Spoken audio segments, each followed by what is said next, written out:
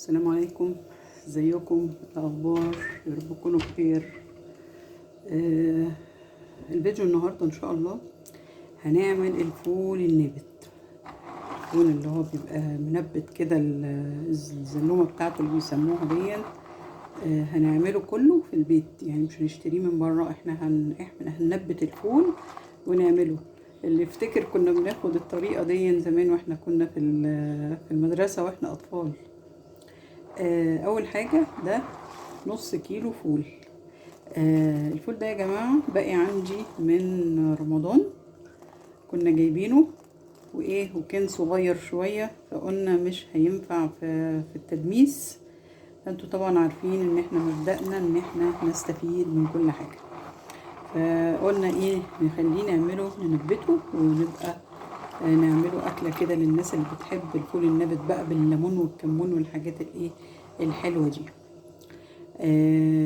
اول خطوه هنعملها، هنجيب الفول ونغسله كويس جدا جدا جدا زي ما انتم شايفين كده، وهنحطه في ميه عاديه، ميه بارده، مش ميه مغليه ولا اي حاجه، لان الميه المغليه دي بتكون للفول المدمس. وبنسيبه يا جماعه 24 ساعه في الميه. يعني لو حطيته الصبح يوم، تاني يوم الصبح ابدا اتعامل معاه. ويا ريت اللي اول مره يشوفني يشترك في القناه ويفعل الجرس علشان يوصل لكم كل جديد.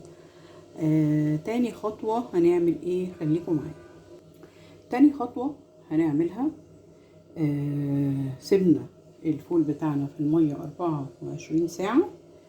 تاني يوم الصبح زي ما احنا كده هنجيب اي قماشه عندنا نضيفه. ده كيس مخدة خدادية ملاية قديمة عندي بستخدمها في المطبخ، بس نضيفة جدا للحاجات بتاعة المطبخ بس. المهم بنجيب الكيس زي ما انتم شايفين كده او اي قماشة، ونروح حاطين فيه الفول. دي تاني خطوة. زي ما انتم شايفين كده انا كملت الفول بتاعي محطوط. طبعا بيكون فيه تحتها حاجة، طبق. تمام اهو. ونروح فردين كده، ونروح مغطيين الفول خالص زي ما انتم شايفين كده. هنغطي الفول. طب وبعدين نرش ميه على القماشه اهو. الميه دي بتساعد على الانبات. يعني ايه الانبات؟ يعني الزلومه اللي هي بتبقى في الفول على جنب دي هتطلع، ونركنه على جنب لمدة 12 ساعة تاني، لحد ما ممكن 24 ساعة كمان، لحد ما تطلع اهو كده. احنا هنركنه ونيجي بعد كده نتعامل معاه. خليكم معايا.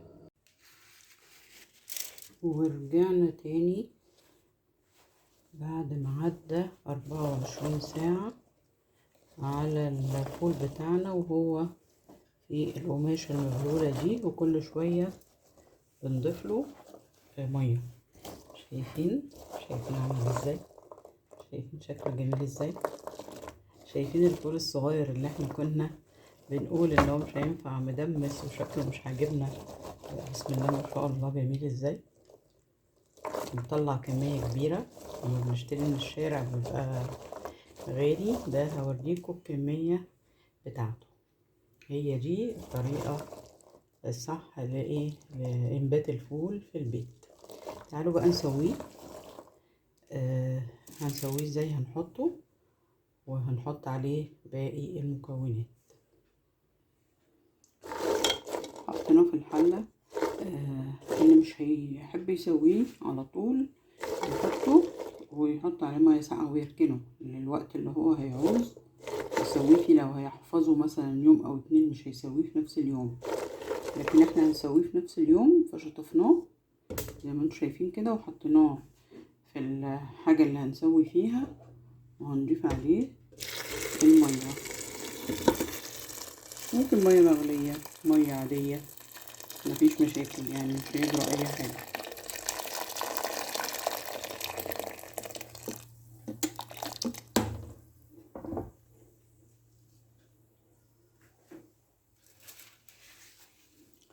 وهنجيب بصلتين زي ما انتم شايفين كده وهنحطهم عليه. الليمون ده ما بيتحطش في الاول، الليمون بيتحط لما يستوي قبل ما نطفي النار. هنحط زي ما انتم شايفين البصل بتاعنا عليه وايه هنسيبه بقى، هنولع عليه النار ونسيبه يستوي كده. خلاص احنا حطيناه بيستوي خلاص على وشك، وعلى فكرة ما بياخدش سوا خالص، يعني 10 دقايق بالكتير وتلاقيه استوى. لما خلاص يستوي خالص هنضيف عليه الكمون. ده من اهم التوابل اللي بتحط على الفول النابت، الكمون. وبرده كل واحد يحط اللي هو محتاج ان هو يحطه متعود عليه. اما الليمون بيتحط في الاخر قبل ما نطفي بنحط الليمون.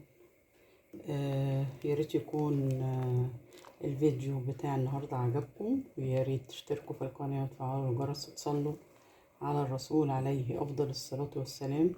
اللهم صل وسلم وبارك على سيدنا محمد وعلى اله وصحبه وسلم. شكرا جزيلا، والسلام عليكم ورحمه الله وبركاته.